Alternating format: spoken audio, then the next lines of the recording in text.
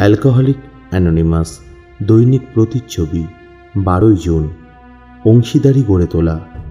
প্রধানত পরিবারের বন্ধুদের এবং আমাদের বেশিরভাগ লোকেদের সঙ্গে আমাদের দোমড়ানো মোচড়ানো সম্পর্কের কারণেই আমাদের মধ্যে অধিকাংশ লোকই সবচাইতে বেশি ভুগেছে।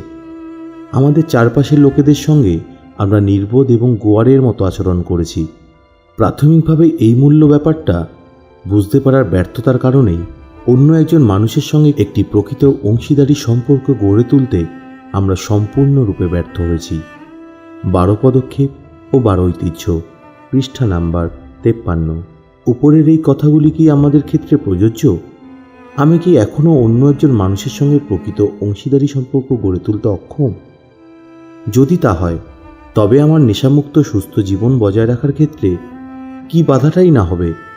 আমার এই নেশামুক্ত অবস্থায় আমি এটা জানার জন্য ধ্যান ও প্রার্থনা করব যে কিভাবে আমি একজন বিশ্বস্ত বন্ধু এবং সঙ্গী হয়ে উঠতে পারি। পৃষ্ঠা নাম্বার 172।